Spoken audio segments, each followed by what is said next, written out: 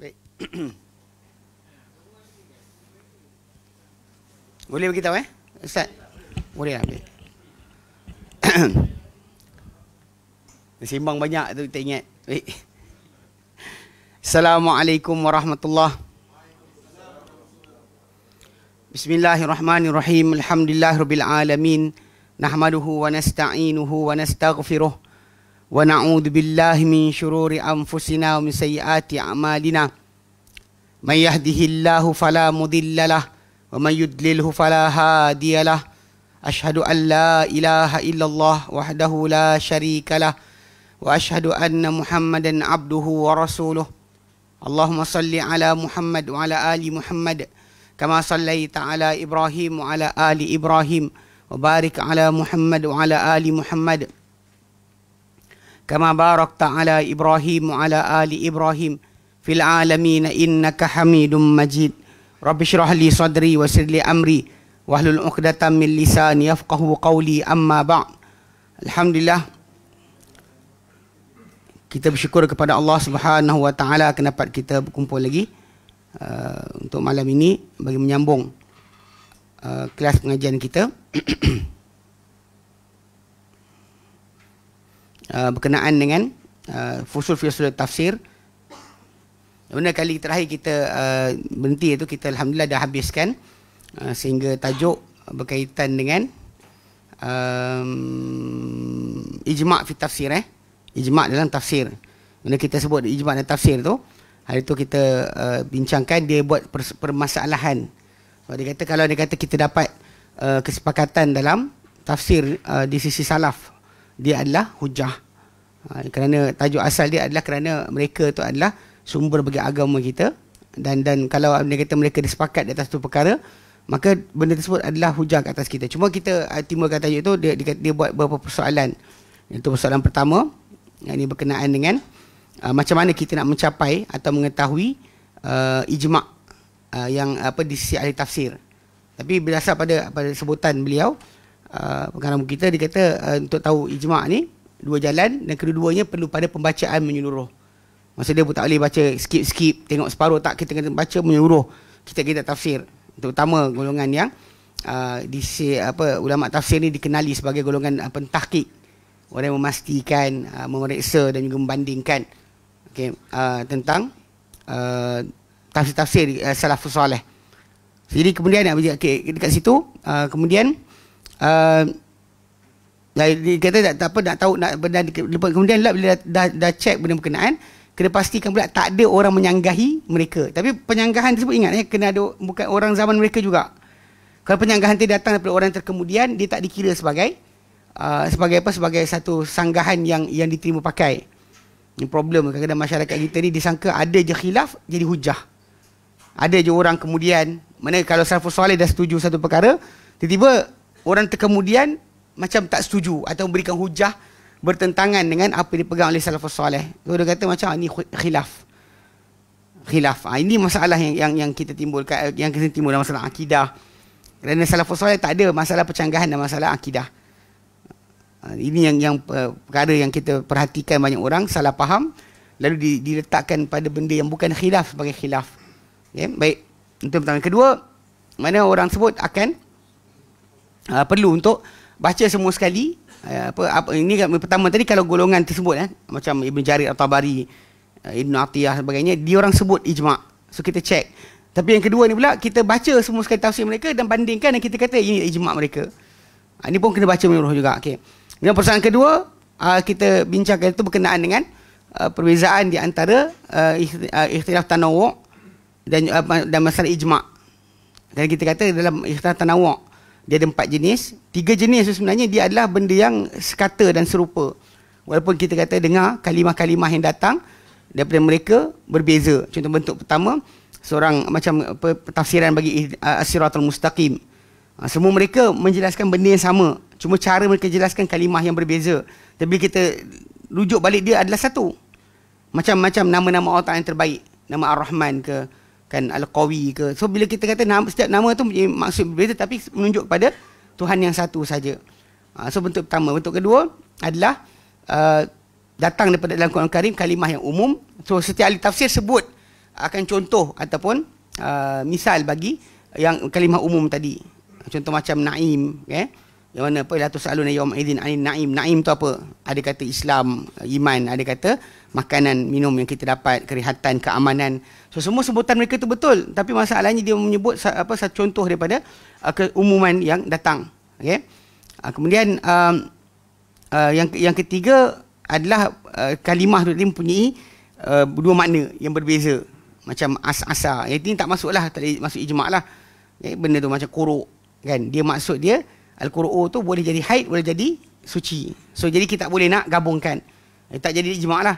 Yang keempat adalah semua ahli tafsir tadi menyebut kalimah tu yang mempunyai kalimah yang hampir-hampir sama maksud dia. Dia tafsirkan dengan kalimah yang seerti. Jadi dalam tiga pertama tu, tiga yang nombor 1, 2 dan 3, dan 1, 2 dan 4, ikhtilaf tanawwu' sepatutnya dia boleh masuk dalam ijma'. Tak ada percanggahan pun.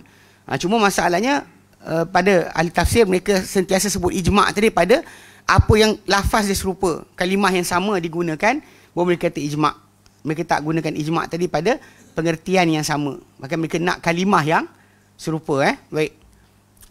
Jadi kita bincangkan itu, alhamdulillah. Kemudian kita bincangkan yang ketiga, itu berkenaan dengan kalau sekiranya dia kata sekiranya ayat tu ada banyak maksud, dan ijma' salafus soleh telah bersepakat dengan satu pengertian. Soalan sekarang ni, kalau anda kata orang kemudian datang dengan satu pengertian yang berkeberkalian juga ayat itu bermaksud yang sama dan tak bertentangan dengan kata-kata salafus soleh, adakah boleh diterima sebagai tafsir? Boleh kita kata dia datangkan dengan kaul baru. Tapi masalahnya kaul itu tak boleh bercanggahan dengan salaf. Saya kata boleh. Kerana kata bercanggahan maka tak boleh. Ini asas perkara. Macam kita tunjukkan macam ijazul ilmi punya istilah. Yang mana benda sebut berkeberkalian maksud tadi. Cuma pada zaman salafus soleh tak dapat dilihat. Cuma kadang ada orang dipersoalkan lah, dia kata, Ustaz, kita bincang bab ijazul ilmi ni tentang sains dalam Al-Quran. Kan salafus soleh tak ada benda ni, so macam ni kita nak buat. Jadi waktu kami belajar pengusulan ijazul ilmi, Syekh Abdul Najib Zindani hafizahullah, dia sebut, dia kata perumpamaan apa yang kita dapat sekarang berbanding dengan apa yang salafus soleh ceritakan, dia adalah seperti seorang yang masuk bilik, kan, seorang profesor, orang paling pandai, masuk bilik tapi lampu tak nyala. Sebab tu kita katakan dia, tolong gambarkan apa dalam bilik tersebut. So disebutlah dalam bilik ni ada ni berdasar kepada keadaan dia ketika itu, masih lagi lampu tak buka. Kemudian bila kita buka lampu dan suruh seorang budak, kan, budak bersekolah rendah, ceritakan apa yang nampak dalam bilik tadi. Penceritaan budak tadi mesti lebih tepat. Cuma dia bukan lebih mulia banding profesor tadi. Cuma suasana telah bertukar. Itu sahaja. Suasana telah bertukar, menyebabkan dia boleh untuk menggambarkan lebih baik daripada apa yang digambarkan oleh pensyarah universiti tadi. Dia bukannya kerana budak tu lebih bagus, tapi suasana dah berbeza. Dekat sini baru kita nampak bukannya tafsiran bila kita jelaskan apa benda maksud Al-Quran tadi, kita cuba faham melalui penemuan saintifik, bukan bermaksud kita merendahkan salafus soleh atau datang kaul baru. Bahkan sebenarnya dia hanyalah lampu dah buka, kita nampak. Kan? Kalau tak nampak, kalau lampu tutup, kita pun tak tahu apa benda yang dimaksudkan. Itu sudut asal yang kita faham. Baik. Jadi sebab itu kita kata, jadi penjelasan ataupun maksud yang datang tadi, kalau dia kata macam tu kedudukan dia, kita terima. Kalau tidak, kalau bertentangan dengan kaul salaf, maka dia ditolak. Kemudian kita kata tu dalam masalah keseluruhan berkenaan dengan tafsiran Al-Quran, dia datang dengan ijmal sebenarnya, dan bentuk yang menyeluruh. Yang mana kadang-kadang lafaz tadi, seorang tafsir tadi dia kata ijma' pada lafaz ayat, yang tak boleh sebenarnya kita nak jangkakan akan berlaku sebarang khilaf. Macam bila Musa dapat kitab, confirm dia adalah Taurat. Tak macam Musa punya kitab lain kot, tak. Sebut suhuf lah. Tapi kalau dia kata sebut kitab, dia mesti Taurat. Tak ada siapa boleh kata tidak. Macam juga apabila Ibrahim AS binaan bait. Bait dia maksudnya itu adalah Kaabah. Tak ada siapa boleh ada kaul yang lain daripada itu. Ni ijma'. Kemudian menyebut al-tafsir tu ijma' yang tak masuk dalam takwilan tafsir dan tafsirannya, seperti ijma' yang bukan berkaitan dengan pengertian kalimah, tapi berkaitan dengan hukum yang disepakati ataupun dinukilkan daripada para sahabat tentang amalan-amalan berkaitan dengan hukum hakam agama. Jadi kalau kita kata benda tersebut ijma' yang macam tu bukan ijma' yang dimaksudkan, bukan ijma' yang kita bincang dan tafsir. Sebab ijma' dan tafsir ni adalah berkenaan dengan pengertian ayat atau maksud kalimah. Maksud kalimah daripada atau lafaz daripada ayat Quran atau pengertian ayat yang datang tadi. Itulah tafsir yang ijma' yang kita kejar ataupun cuba nak kumpulkan. Okey. Dan kemudian yang ketiga kita kata itu perlu diingat bahawa ijma' di sisi sebahagian ahli tafsir adalah kesepakatan orang ramai di kalangan ulama tafsir. Okey, jadi dia bukan maksud memang benda tak ada canggah langsung, tak. Tapi dia dapati kebanyakan dah setuju dengan satu, dia kata ini ijma'. Sedangkan kaedah ini kalau kita cuba nak faham, tak betul lah dengan ijma'. Sebab ijma' ni mesti kesepakatan semua sekali. Semua sekali berkenaan pengertian tersebut. Itu contoh yang kita nak faham lah. Jadi kemudian kita bincangkan sedikit tentang contoh-contoh ijma' yang datang. Okay, Alhamdulillah. So hari ini kita akan masuk pada tajuk baru. Baik. Sebab ijma' tu ada siapa ada soalan? Ada apa-apa kekeliruan ke? Tak ada. Faham? Seluruh je nak jawab faham. Wujud tak ada exam ke korang? Kalau ada exam kau tahu. Baik. Ngaji tak ada exam ni best. Baik. Hari ni kita masuk bahagian baru, tajuk baru. Al-usul allati yaduru 'alaiha tafsir. Usul-usul yang berkitar padanya tafsir. Ini pentafsiran Al-Quran akan berkitar kepada usul-usul berikut. Okay. Mana asas ni? Bila kita menafsirkan Quran, apa usul yang kita ada? Apa benda kita tafsirkan sebenarnya? Itu maksud dia. Kita nampak ayat tu, apa benda kita buat dengan ayat berkenaan? Okey. Al-muradu huna, yang dikendaki di sini, anna tafasiral ummati, bahawa tafsiran umat ini, umat Islam, tukharraju min hadhil usul, akan dikeluarkan daripada usul ini. Maksudnya bila seorang ahli tafsir itu bercakap, ketika dia bercakap tadi, dia punya pentafsiran mesti sama ada A atau B atau C. Sama ada dia A atau B atau C. Apa benda tiga tadi ni kita terangkan. Okey. Wa qad dzakara Ibnu Qayyim faqala, telah disebut perkara ni tentang usul ni, tafsiran ni oleh Ibnu Qayyim, lalu beliau berkata. Dia kata apa? Wa tafsirun nasi, dan tafsiran orang ramai, dia kata. Tafsiran manusia ni orang ramai tentang Quran, yaduru ala salasati usulin, berkitar pada 3 usul. 3 cabang utama. Okey. Tafsirun ala lafzi, pertama, tafsiran terhadap lafaz. Sedangkan kalimah Quran tu maksud dia apa, diorang cuba jelaskan maksud dia apa. Dan ini bahkan benda ni kadang-kadang berlaku pada zaman salaf lagi. So kadang-kadang macam kita sebut itu, kalimah tu tak dipakai. Quraisy tak pakai. Tapi orang Arab tahu kalimah tersebut. Macam contoh macam hari tu kan, mana kita ceritakan, ini masyhur tentang Umar bin Khattab di atas mimbar, tengah-tengah berkhutbah, dia baca ayat surah Abasa. Kemudian bila sampai pada ayat berkenaan dengan tajuk wa faqihatan wa abba, dia terdiam sebentar. Abba tu apa? Abba tu macam abba tu apa? Dia terfikir, kemudian ditinggalkan. Ini takalluf, ditinggalkan. Sebab balik pada asal, Allah Ta'ala sebutkan contoh-contoh untuk nikmat yang kita perolehi. Kalau kita tak faham, katakan 10 benda Allah Ta'ala sebut, kita faham satu pun dah cukup. Apa yang Allah Ta'ala bagi tu, satu benda Allah Ta'ala ceritakan pada kita, kita faham dah cukup. Untuk menimbul pada kita rasa penghargaan, menghargai kurniaan Allah Subhanahu Wa Ta'ala.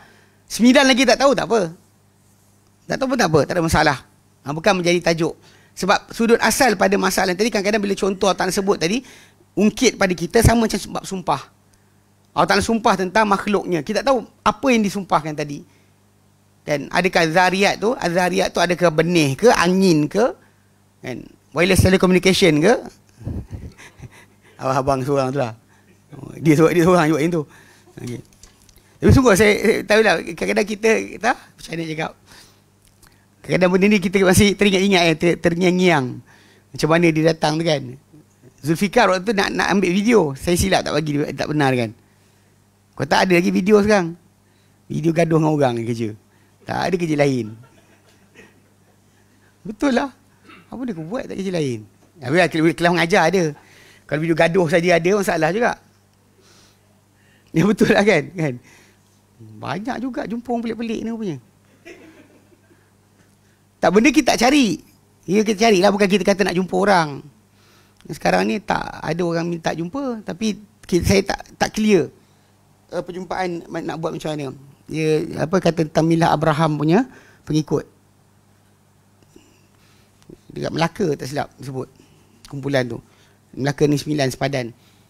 So dia dah start panggil lah jumpa, dia minta saya tolong. Tapi saya tak nampak dia nak tolong macam mana. Pasal kita tak jumpa dengan orang tu. Kalau saya cerita dengan dia cakap, kadang-kadang tak sampai. Dia kan kena jerit sikit. Baru faham. Dia gaya. Kadang-kadang dia cakap cerita kat orang tak faham juga masalah dia. Milah Abraham kan. Benda ni dia memang lama dah diisytiharkan oleh Jakim dan sebagainya. Lama dah isytiharkan sesat. Cuma ya saya ingat satu video je yang saya tengok ada sikit rakaman yang IPCI Penang, Islamic Propagation Center. Ya betul. Dia ada video. Diorang rakaman. Diorang bercakap macam forum gitu. Itu diorang ada salinan. Tapi tak try minta hubungi tak ada dapat. Tapi cerita dia kalau kita dapat tengok itu kita boleh faham lah sikit. Tapi kalau setakat tak jumpa lagi tu payah juga. Allah alam. Tapi macam yang saya jumpa macam Zariyat tadi kan. Zariyat tu apa maksud dia? So jadi memang kita tak tahu pun tak apa.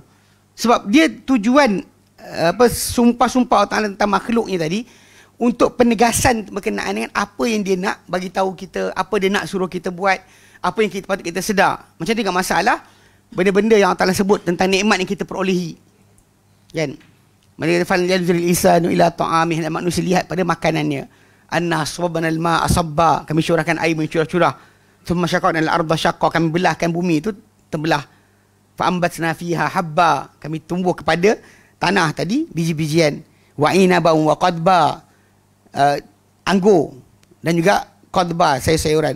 Wa fakihatan wa abba, buah-buahan dan abba tu tak tahu. Umar sini boleh tak tahu.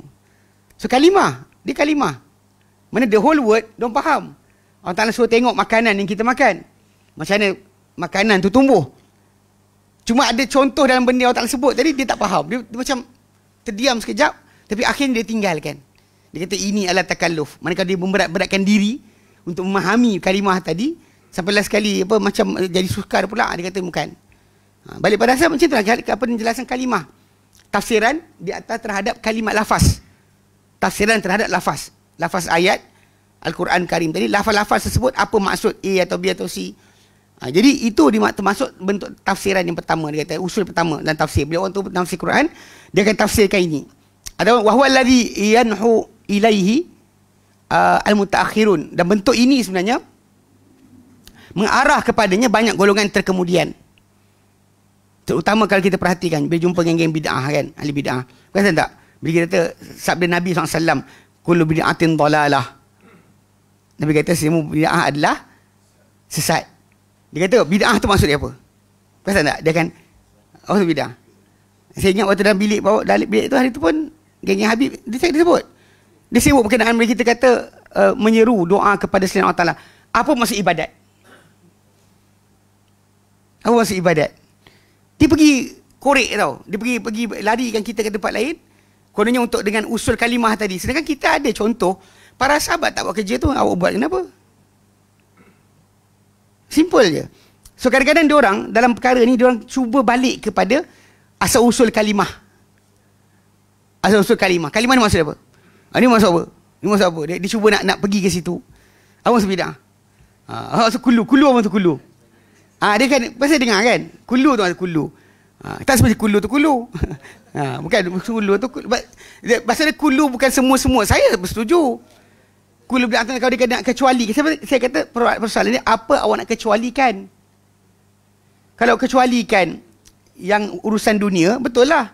Tapi kalau kecualikan urusan agama untuk dikecualikan daripada itu, ni semua benda tak ada masuk tentu. Boleh kita buat macam-macam lah. Bolehlah solat maghrib 5 rakaat. Sebab makna bid'ah tadi kan, kita kata bid'ah tu apa, kulu tu apa, dia masuk. Macam dikatakan sini, memang Ibn Qayyim, golongan mutaakhirin suka. Bila tafsir Quran, dia sibuk dengan kalimah tu maksud apa. Dia tak memadai dengan apa saja yang plain, yang zahir. Dia cuba kononnya korek ke dalam dari segi bahasa. Kononnya dengan pemerdalaman perbincangan tersebut, konon dia akan makin pandai. Akan bijak. Tak nak duduk dalam gua kan. Dah sungguh pun. Dia kata macam dalam Quran sebutlah. Kan bila Allah Ta'ala nyatakan tentang orang yang ditegur dalam surah At-Taubah ayat 65 66 kan.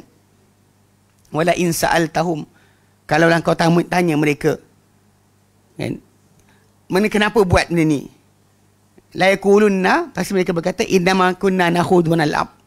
Kami hanyalah nakhudu, memperdalamkan percakapan, wa nal'ab, dan kami hanya gurau-gurau sahaja. Ini ciri yang samalah.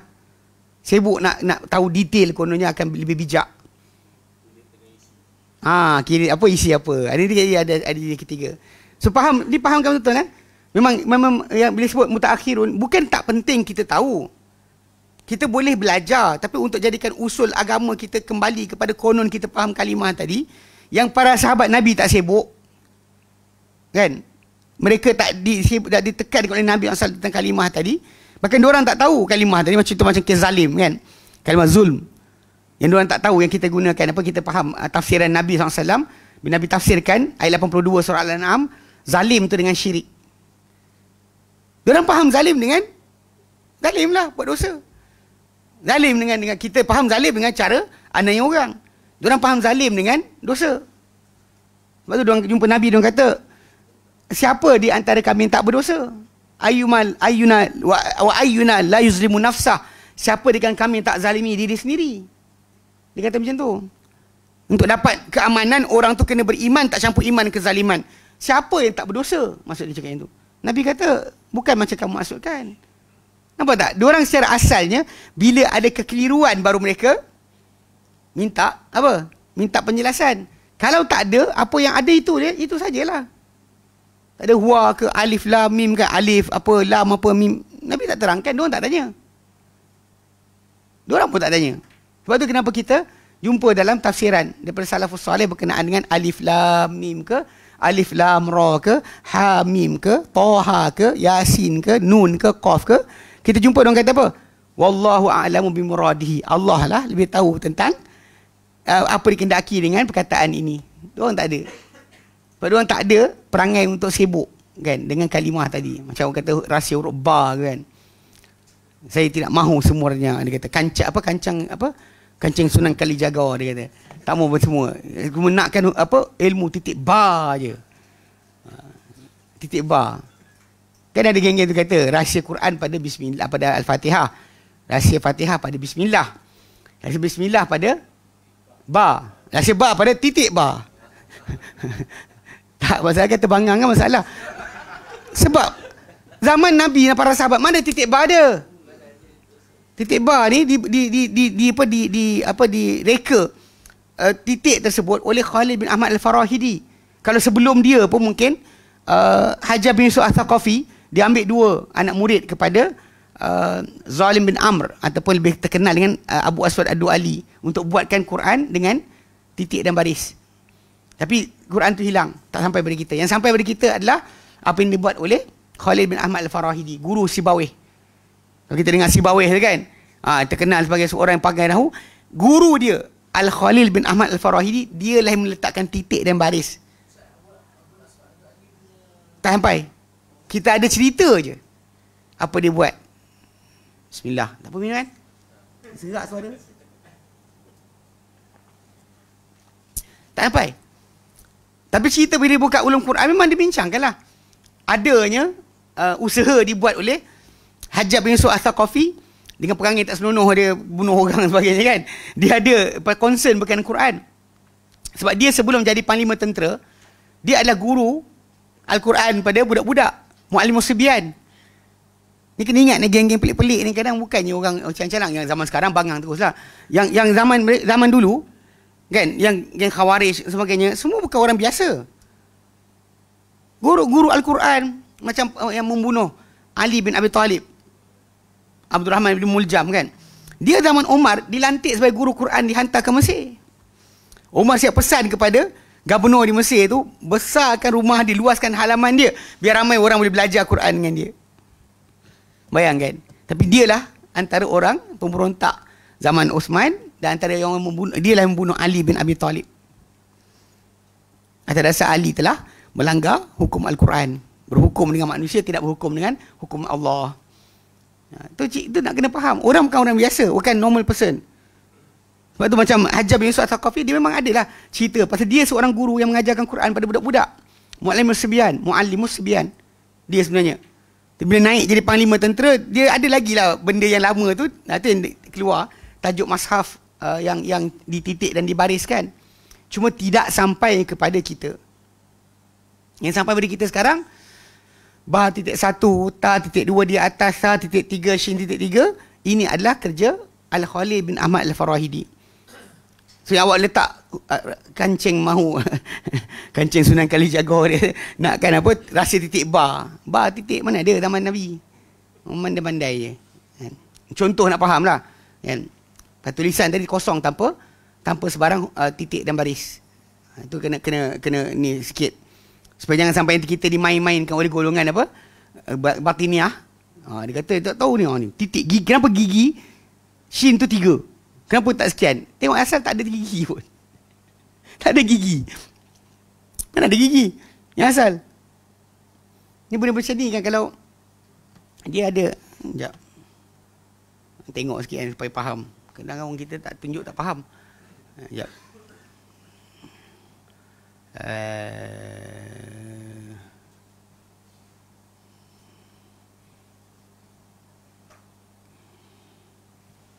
Okay, ni yang apa yang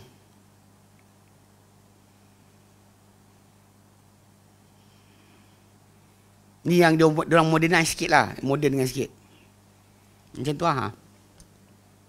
Dia ada yang merah kecil tu, kalau siapa boleh baca merah tu nampak lah. Kalau tidak sebenarnya macam ulaika ala hudan mir rabbihim. Min tu ni nun tau. Rabbihim ni ra. Ba ha mim. Wa ulaika hum al muflihun. Sebab tu saya ingat besar seorang guru saya kat Yaman tu, Dr. Ghassan Hamdun. Dia ada ijazah untuk baca makhtutat. Means that apa manuskrip lama atau tulisan lama Arab ni dia boleh ajar nak baca macam ni. Kalau kita tengok tulisan tu kan, yang asal kita tak boleh baca, sebenarnya dia orang boleh baca. Dia tahu pasal walaupun tulisan tu buruk, tak macam kita punya kan uniform, tapi sebenarnya dia punya tulisan tadi raw macam mana, nun macam mana, semuanya adalah jelas. Dia bukannya datang yang bentuk ni. Kalau yang ni lah, yang ni yang tulis balik. Kalau yang bukan tulis balik,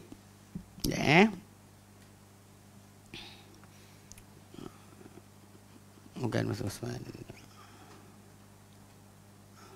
Ini masraf yang dinisbahkan kepada Osman bin Affan radhiyallahu anhu. Depan ni ada lah. Yang kat tempat depan ni tak ada. Ini berdasar kepada muka surat banyak mana yang tinggal lah.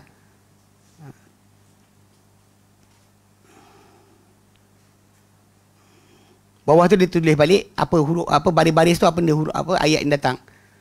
Ini benda apa daripada scan asal yang diorang letakkan. Dia punya ini kulit lah. So benda ni semuanya kalau nampak titik tu kan, tu kan titik huruf, tu titik bunyi. Titik bunyi Sekejap. Kena ambil satu kalimah.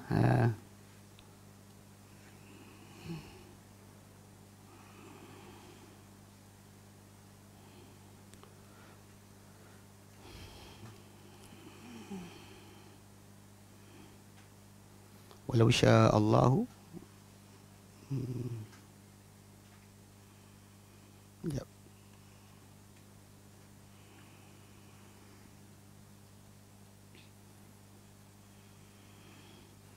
Gelap sangat ni, tak nampak. Sekejap. Maksud apa ni? Maksud 4 baru lagi. Sekejap.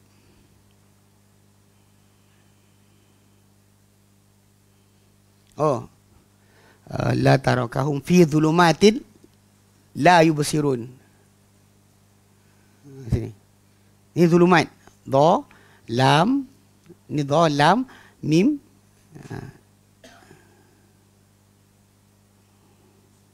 Summun bukmun umyun fahum la yarji'un.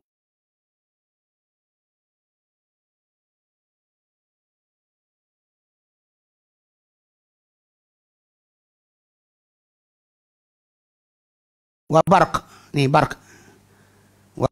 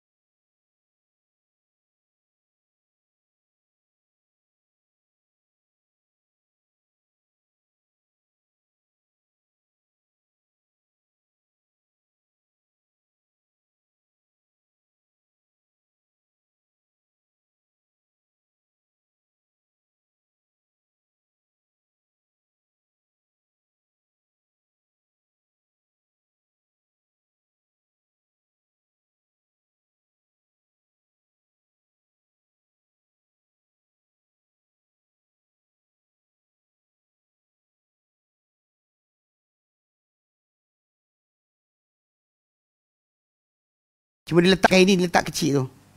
Tak silap saya ini daripada apa? Imarat ke Qatar. Diorang buat benda ni. Atas arahan khalifah. Dia raja diorang buat balik.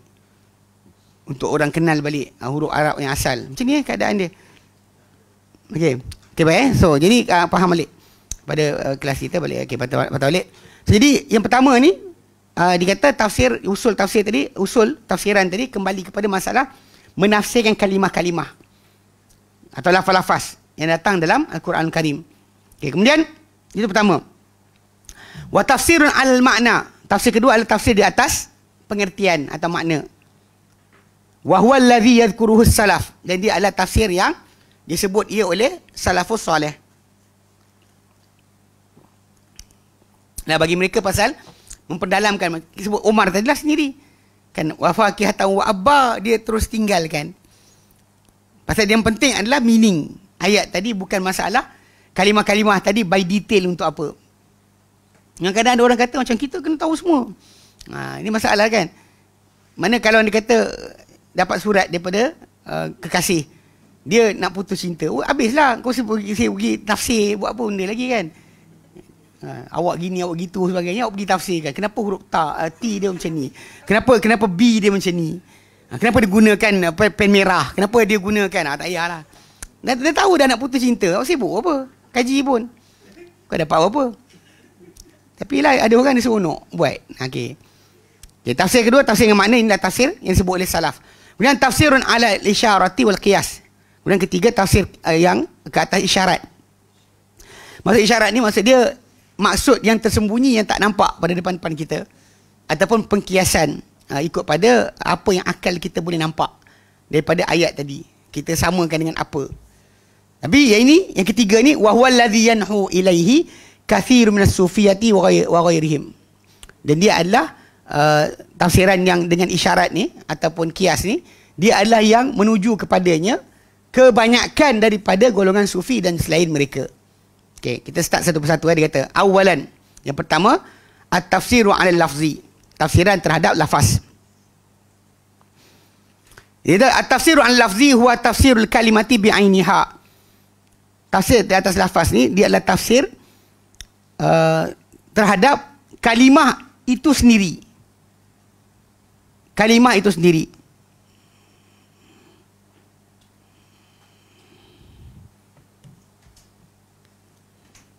Ai bima yutabiquha fil lughati, itu dengan apa bertepatan dengan kalimah tadi dalam bahasa.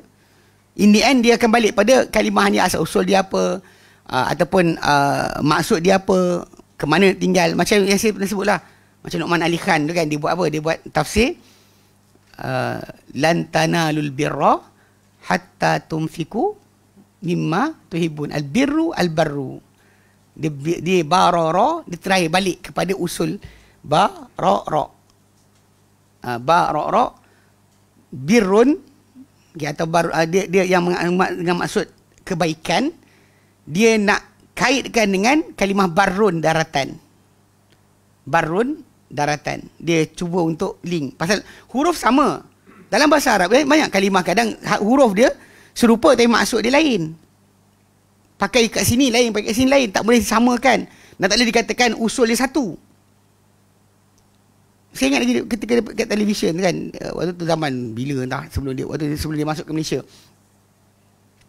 dia tafsir kan, dia kata kamu takkan capai kebaikan. Al-birru al-barru. Bir tu kebaikan, digambarkan barara tadi juga dengan maksud daratan. Mana takkan sampai daratan, dia kata. Masa kita berenang nak tenggelam, kita nak selamatkan diri kita, maka kita kena berenang ke daratan. Kita tentang mana datang tak tahu. Tak pernah ada seorang pun, orang Arab pun tak tafsir macam tu. Kan reconnect apa untuk barara, daratan, barara dengan apa maksud kebaikan. Dia tak kait langsung. Tapi dia try bawa macam tu. Saya cerita apa, sembang Ustaz Yunus, so dia kata tambah satu lagi. Burun, gandum. Kamu takkan sampai gandum pula. Faham tak? Jadi last sekali orang akan try untuk faham tadi dengan cara tadi lah. Kononnya dia balik pada usul. Pasal usul kalimah tadi ba ra ra.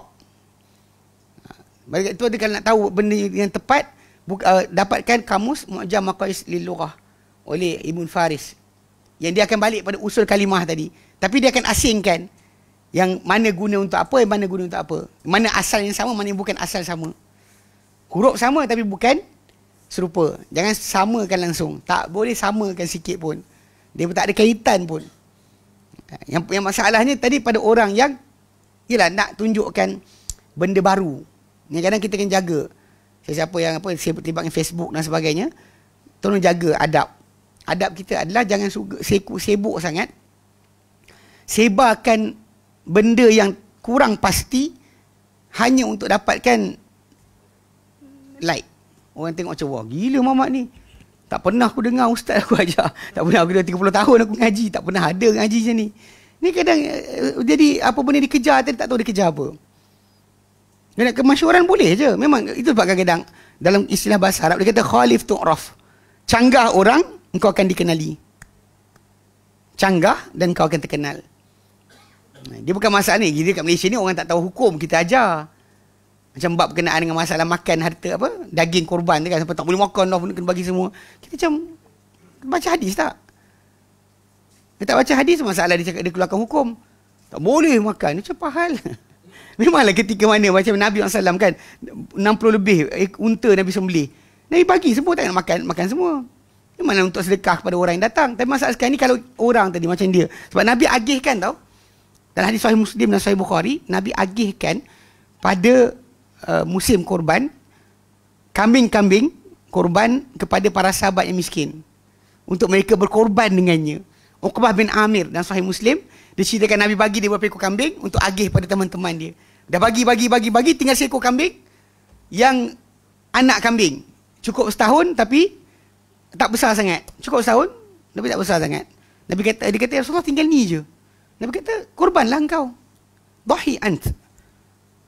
Nabi bagi, dia suruh dia korban. Tapi dia korban nak bagi siapa? Keluarga dia sendiri je lah. Bukan orang kaya, miskin. Ni kena faham sudut dia lah.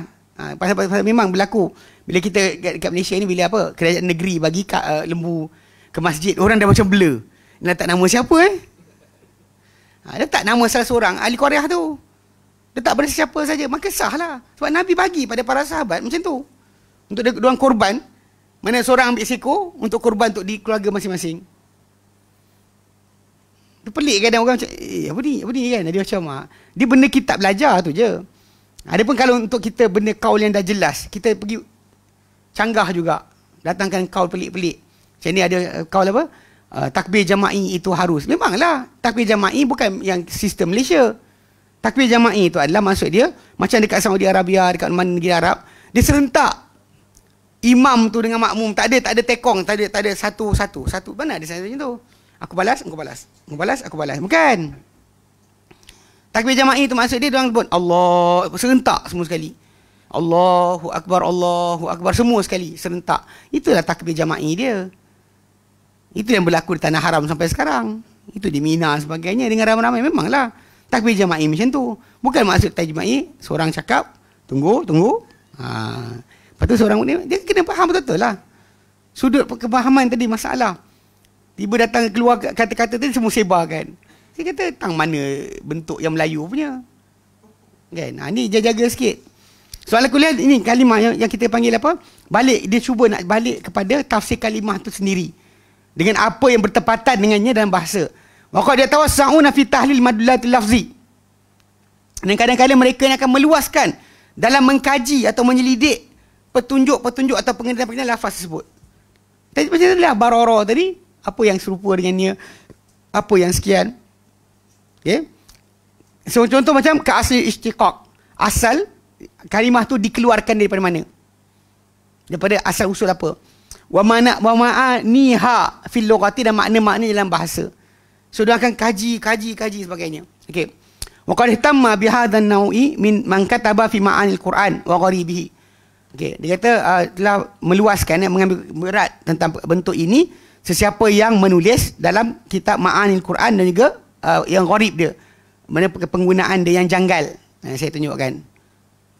Cek.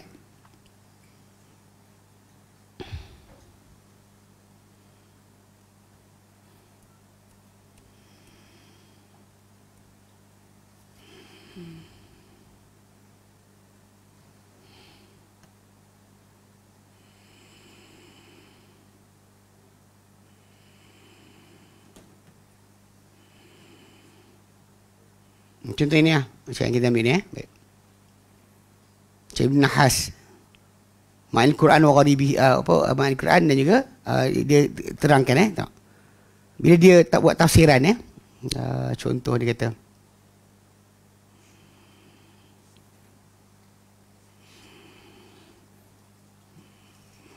Ini dekat surah Al-Baqarah. Ayat 265. Ini berkenaan orang yang menginfakkan harta mengharapkan ganjaran Allah Ta'ala. Dia tu summa qala ta'ala, Allah Ta'ala firman, kama sali jannatin bi rabwatin, seperti kebun bi rabwatin, rabwah yang berada pada kawasan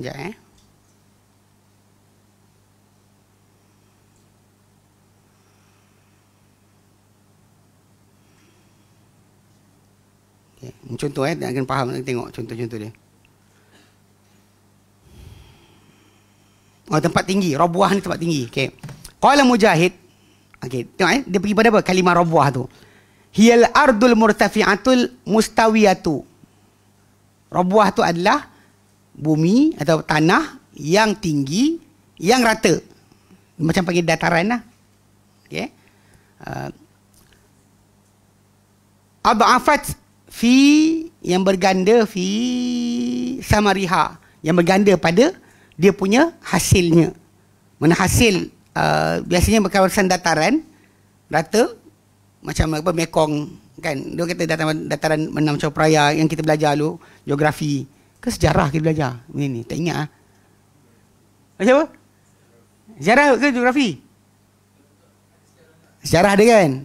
Macam namanya apa, timbulnya apa tamadun-tamadun pada tempat berkenaan.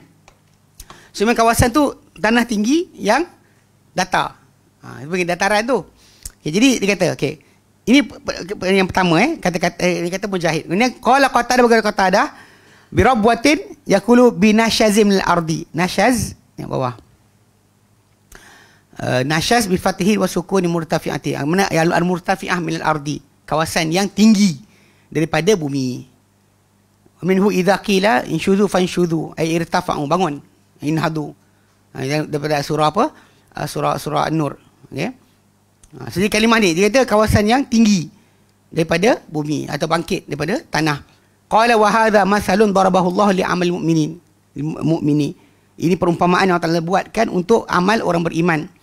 Yaqulu laisa li khairihi khulfun. Tiada untuk kebaikannya sebarang ganti. Kama annahu laisa li khairi hadhil jannati khulfun. Maksudnya tiada untuk kebaikan tanah macam tu sebarang gantian yang lain. Ala ayyi halin, pada apa keadaan sekalipun, kana terjadi, in asabaha wabilun, jika ditimpa ia hujan. Maksudnya kalau kita ada tanah lain, tanah macam ni, tanah yang berbentuk bentuk bukit macam tu kan, bukan dataran yang atas, bila hujan turun pada kawasan yang condong dan kawasan yang rata, pasti ya kawasan yang rata tadi mempunyai bentuk panggil penghasilan buah-buahan yang lebih dahsyat berbanding dengan kawasan yang dia punya nutrien yang turun daripada langit sebagainya dan turun ke bawah. Itu dia contoh dia kata. Dia kata asaba wabilun. Dia kata wabilun wa huwa al-matarus syadid. Wabil adalah hujan yang lebat. Wa in asabaha fatal. Tidak pun dia akan kena hujan yang gerimis. Wa huwa nada. Wakila matarun saghirun. Ni semua nampak tak? Diorang tumpukan dalam kitab ni semua untuk apa tahu? Tafsiran bagi kalimah. Kalimah per kalimah. Kalimah per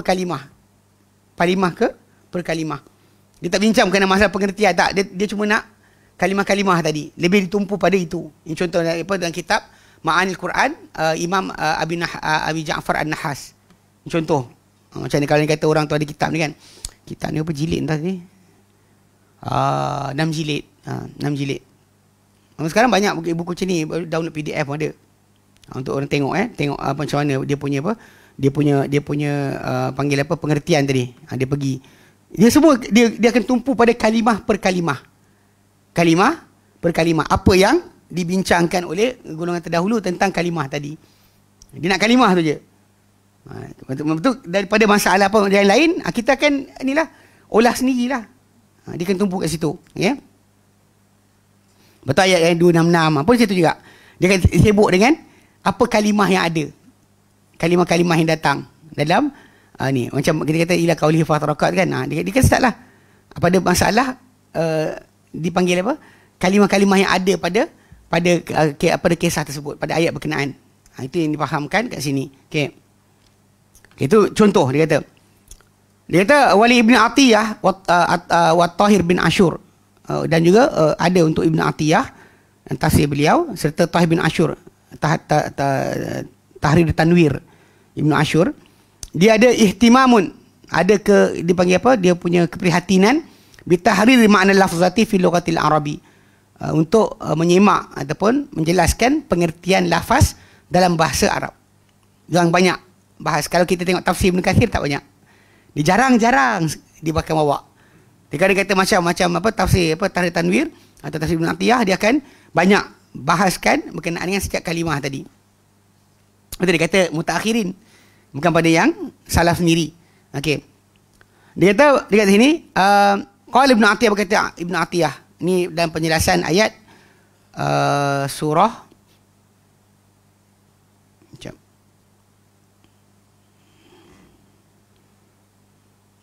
buku tinggal ini kan ni. Okey, surah Waqiah ayat 65.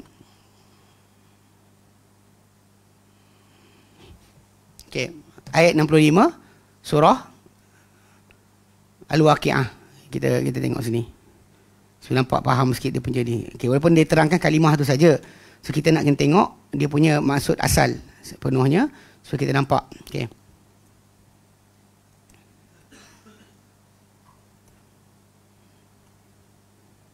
Tak lama kan nak ambil makanan. Ya.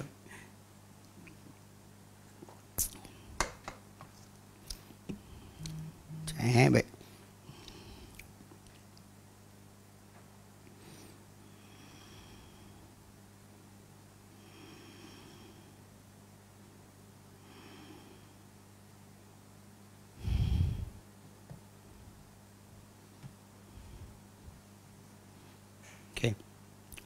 Ayat 65 dalam surah Al-Waqiah.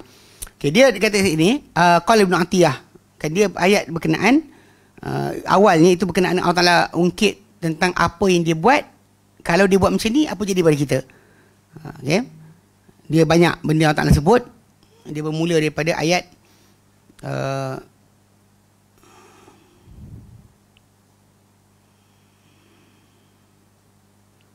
start daripada 57. Sampai 57 memang Allah Ta'ala sebutkan berkenaan dengan apa benda yang diberi kepada manusia, yang manusia ni kadang tidak bersyukur pun. Okey, cuma dia sebutkan dengan kalau dia bagi terbalik daripada apa yang jadi, maka apa akan jadi pada manusia ni tadi. Itu maksud dia. Okey. Dia start daripada ayat 57 kan. Allah Ta'ala nyatakan afara'aitum ma tumnun. Okey. Dia start daripada ayat 58. Adakah melihat apa yang kalian keluarkan sebagai air mani, maksud benih kan. Jadi Allah Ta'ala sebut satu, kemudian berkenaan dengan ciptaan anak tu, kemudian berkenaan dengan nombor satu. Okey, apa tu, kemudian 63 afara'aitum ma tahrusun, kalian lihat tak apa yang kalian semai ini daripada tumbuh-tumbuhan.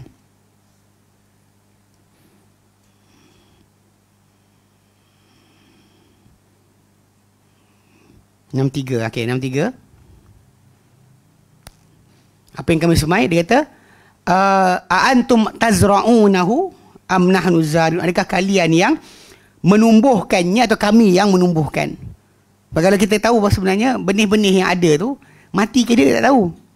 Kita letak atas tanah atau letak pada kawasan berair, lembap dengan suhu tertentu, dia bercambah.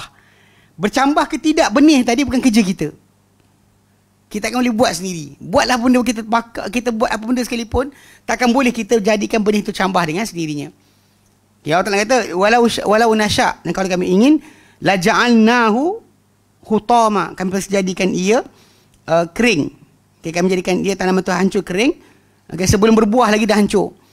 Fazaltum tafakkahun, lalu kalian berterusan dalam keadaan tafakkahun tu apa maksud dia? Baik.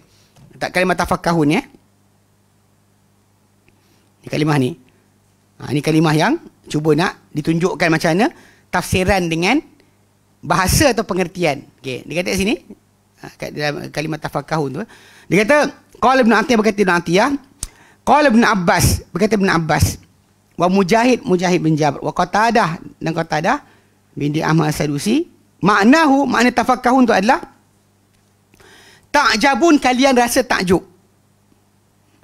Qala Ikrimah, okey, berkata Ikrimah, talawamun, kalian saling cela-mencela. Qala Hasan, berkata Hasan Al-Basri, tandamun, kalian akan menyesal.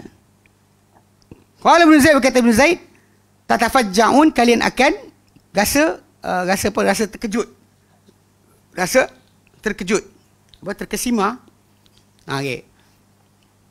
Okey, semua ni tafsiran yang disebut oleh Ibn Abbas, Ikrimah, okey, Ibn Abbas, Mujahid, Qatadah, Ikrimah, Hasan Al-Basri, Ibn Zaid, Abdul Rahman bin Zaid bin Aslam. Semua ini dia kata hadza kulluhu tafsirun la yakhusul lafzatu. Dia bukan tafsir yang berkaitan dengan lafaz. Maksud dia diorang tak terangkan kalimah tafakkahun tu maksud dia apa. Diorang terus kepada apa yang terjadi kepada orang yang nampak tanaman dia tanam, dah tumbuh, tiba-tiba jadi kering, mati. Apa jadi? Rasa terkejut, saling cela-mencela, kau lah tak baja, kau lah hari tu tak siram, kau lah. Ya? Ataupun rasa menyesal, atau rasa terkesima, macam apa jadi ni? Kan, orang sana tanam, saya tanam, betul pasal dia saya menjadi kering. Macam bila jadi kes dekat mana Perak tu kot. Sekali tanam-tanam padi, actually tak ada isi. Kuning-kuning, ambil isi tak ada. Padi tu kosong. Jadi kita macam, okey, perasan. So kalau kita faham kat sini, semua tafsiran salaf, mana tafsiran ahli tafsir kalangan sahabat dan tabi'in, semua mereka menjelaskan pengertian bagi tafakkahun tadi. Jika tidak, dia kata apa? Wallazi yakhussul lafzatu, kata Ibn Atiyah, yang sebenarnya berkaitan lafaz adalah huwa tatrahun al-fakahata an anfusikum. Kalian membuang rasa gembira pada diri kalian. Kalian sebab dia kata apa? Wahyal masarratu wal jazlu. Itu rasa lapang dada dan juga rasa senang. Pasal apa? Rajulun fakihun, seorang lelaki yang fakih, bukan faqaha, fakaf. Okey, fakihun idza kana mumbasitul nafsi. Bila dia ni mumbasitul nafsi, dalam keadaan lapang jiwa. Kan, happy. Ghairu muqtarithin bi syai', tak dirunsingkan dengan apa-apa. Okey, kalimah dia faqaha, tafakkah macam inilah. Janaba duduk sebelah kan? Janibah sebelah. Tajannaba menjauh. Kan? Macam hajada, hujud, tidur. Tahajjada apa? Tinggalkan tidur. Mana janibah duduk sebelah. Tajannaba meninggalkan duduk sebelah, mana jauh. Bila fakihun, mana fakaha tu gembira. Tafakkaha tinggalkan rasa gembira. Itu maksud asal kalimah dia dalam bahasa Arab. Kalau tafsir dengan bahasa, kita akan sebut macam tu. Tapi bila tengok salafus soleh sebut kan, macam kata Ibn Abbas, ta'jabun, kalian akan rasa pelik, hairan. Ikrimah kata kalian akan saling cela-mencela, engkau lah tu cakap besar lagi. Kalau tak ada jadi kita punya tanaman macam ni. Setiap kita salahkan orang, siapa nak salahkan? Nyesal. Ini semua result. Dia bukannya tafsir kalimah itu. Dia dengan apa jadi lepas daripada benda itu, kejadian itu berlaku. Jadi dia sebut kat sini Ibn Atiyah, dia buat bandingan tau. Bandingan tafsiran salaf, semua tak ada kaitan dengan tafsir dengan bahasa. Semuanya tafsiran dengan apa? Result. Bila jadi benda tu, apa kamu rasa? Apa jadi pada diri kamu? Seorang rasa sedih, seorang rasa menyesal, seorang rasa pelik. Kan? Tanam aku letak air. Hujan pun banyak. Kenapa jadi kering? Dia start macam tu. Tapi kalau ikutkan sebenar, yang maksud asal dia adalah meninggalkan akan keceriaan. Dia Allah Ta'ala kata dalam ayat tadi apa? Jadi, walau nasya'a'u la ja'alnahu tama. Kalau kami nak, kami jadikan ia, tanaman yang kamu tanam tu, hancur kering, hancur berkecai. Kering dan hancur berkecai. Fazaltum tafakkahun. Lalu berterusanlah kalian akan apa? Meninggalkan rasa gembira. Itu maksud bahasa. Fazaltum tafakkahun. Berterusanlah kalian akan meninggalkan rasa gembira. Itu bahasa. Tapi kalau ikut kepada tafsiran salaf, dia tak pergi pada bahasa. Seorang kata rasa pelik. Apa hal? Seorang kata rasa menyesal. Seorang kata akan saling cela-mencela, salah menyalahkan. Macam bila kita kat Kedah kan, bila jadi kes apa? Hujan baru dia kan, banjir dekat ni. Kan semua salah kan? Oh, ini kata orang ni buat, orang ni kata bukan aku, orang tu buat. Semua dia panggil saling salah menyalahkan. Dia panggil talawamun. Saling cela-mencela. Saling cela-mencela. Yang seorang kata salah, terkejut. So maksud dia, semua ni adalah result kepada bila tanaman kita tanam jadi hancur. Tapi maksud asal dia ikut bahasa, tengok. Tafakkahun tadi adalah meninggalkan kegembiraan. Kalian akan tinggalkan keceriaan.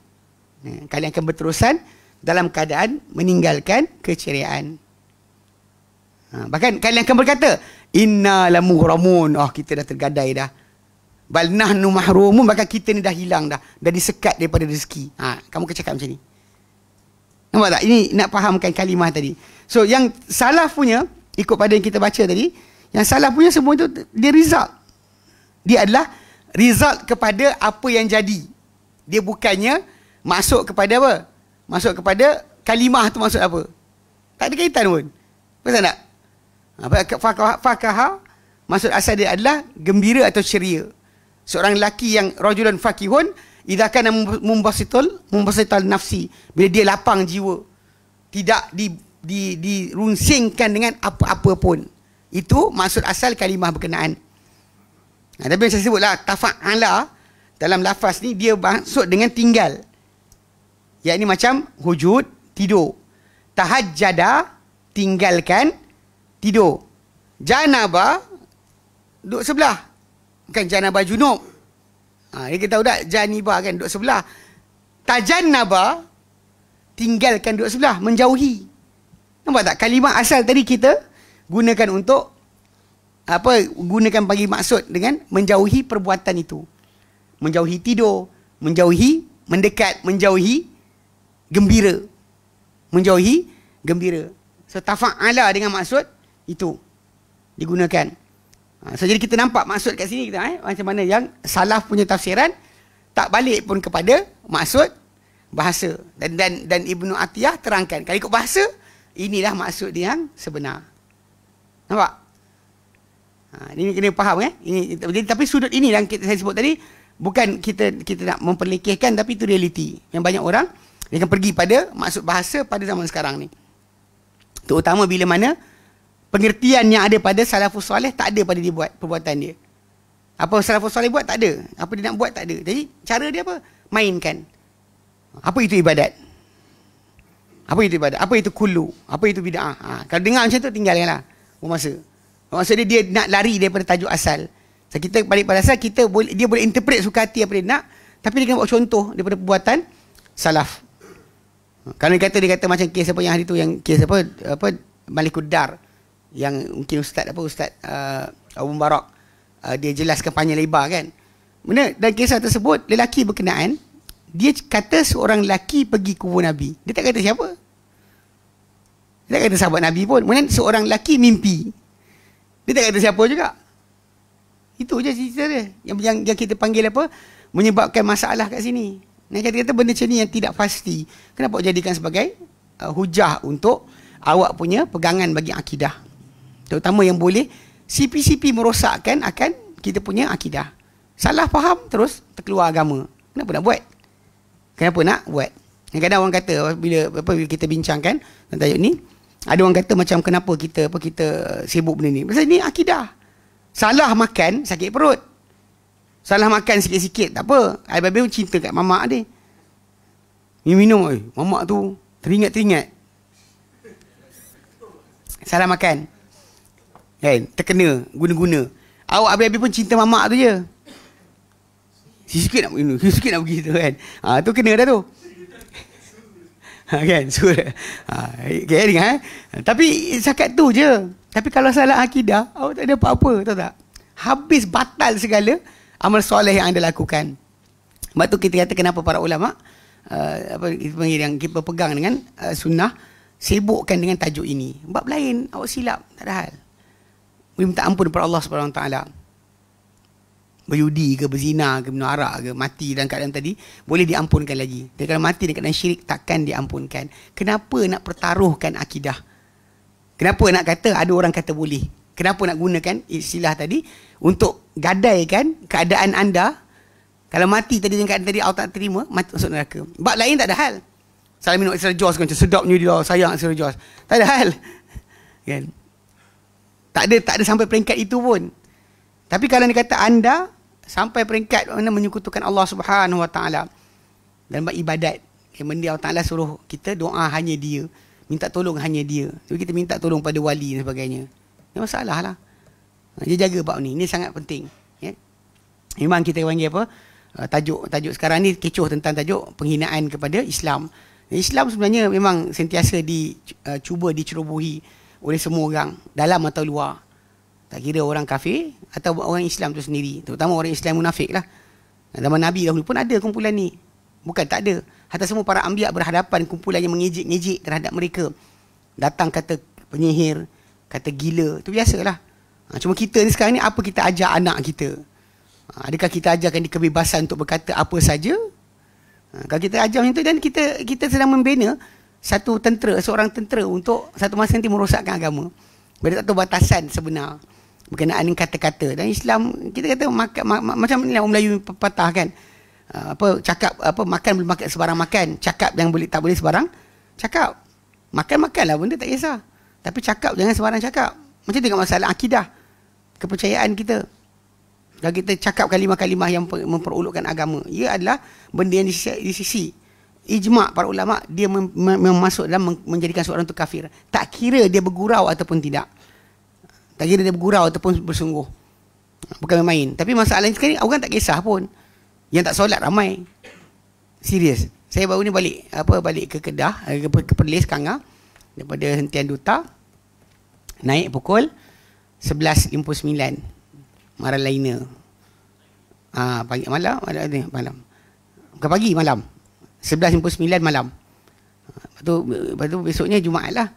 Jadi bila kita sampai dekat Sungai Dua, saya lambat sikit pasal bas tu terang menora. Lepas tu ada accident, lori terbalik. So lambat sikit lah. So berhenti dekat Taiping. Pukul 5 tu berhenti kat Taiping. Beli-beli makanan. Besok kan ada orang yang nak puasa, ada yang tak nak puasa kan. Hari Jumaat tu dia ada yang kata hari Arafah puasa. Jadi kena sahur siap-siap lah. Dia turun berhenti situ. Tak apa lagi. So jalan. Normally bas tu akan berhenti dekat Alostar untuk solat subuh. Tapi kan ni terberhenti dekat Sungai Dua. Terpaksa lah pasal dah lewat kan. Nampak situ dah azan. Daripada 32 orang dalam bas tu, bukan Islam ada 3-4 orang. Turun solat subuh, hanya 4 orang saja. Yang lain tu musafir. Gila betul kan. Kita lama tak masuk public transport dia kan. Tak nampak sangat. Rupanya serius. Kalau siang tu saya faham lah jamak qasar ke apa benda kan. Subuh ni jamak qasar dengan apa? Subuh kot. Tapi bas sebut, turun solat dia, dia cakap. Berhenti kat satu tempat kosong tu, kita berhenti solat. Kira-kira orang yang turun solat hanya 4 orang je. Semua jantan. Yang perempuan semua cuti kot, Allah Allah. Tapi yang lain-lain jantan, ada jantan lain juga lah tak solat. Tak tahu cuti ke. Nak perempuan cuti kita faham lah. Itu yang lain-lain tu apa cerita? Daripada 32 orang tu kan, naik bas tu dia 40, dia mungkin kurang 8. 32 orang tu Yang solat hanya 4 orang je. Driver bas dan kita yang lelaki berapa orang lagi. Lain tak solat. Bayangkan kita naik macam tu macam rasa pandang semua lah boleh kata Muslim kecuali 2 orang 3 orang je bukan Islam.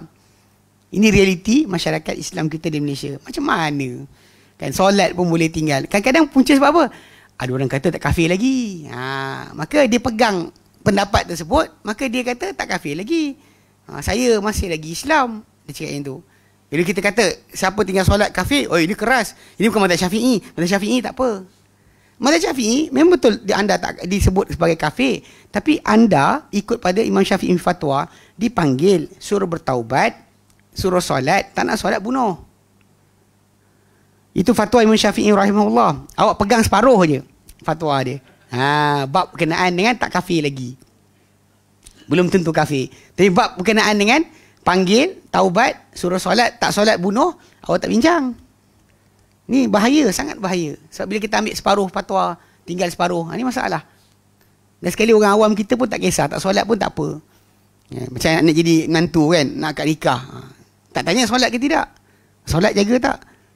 Kadang-kadang cik. Okey tak apa. Nanti lepas kahwin nanti jaga ya. Tak tahu lah kalau saya pijak tu. Apa tak senonoh kan. Tak solat nak jadi menantu orang. Apa pasal? Tapi ala kuliah ni realiti kena jaga sikit. Memang kita sebenarnya berhadapan dengan masyarakat yang macam ni. So yang keluar dekat tempat komedi tu macam tu, tak pelik. Sebab yang ini solat pun tak kisah. Apa lagi yang sembah kubur pun kita tak kisah. Buat benda syirik pun tak kisah. Apa benda lagi yang lain. Kan? Ini kena jaga-jaga sikit. Memang pancaroba pada akhir zaman ni, ini sangat-sangat dahsyat. Semua orang akan claim mengaku mengikut Rasulullah SAW, tapi yang benar-benar ikut Rasulullah SAW bukanlah mereka. Kita faham, kita kenal dengan tanda-tanda yang ada pada mereka. Wallahu'alam. Okay, kita berhenti sini. InsyaAllah kita sambung kemudian. Soalan? Tak ada kan? Okay. Wassalamualaikum ala Muhammadin. Alhamdulillahirrabbilalamin. Assalamualaikum warahmatullahi wabarakatuh. Bila lewat juga sebenarnya. Masih dilewat ni.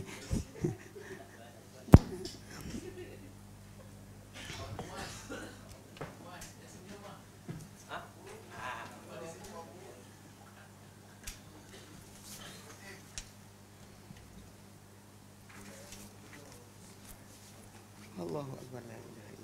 Jazakallah khair.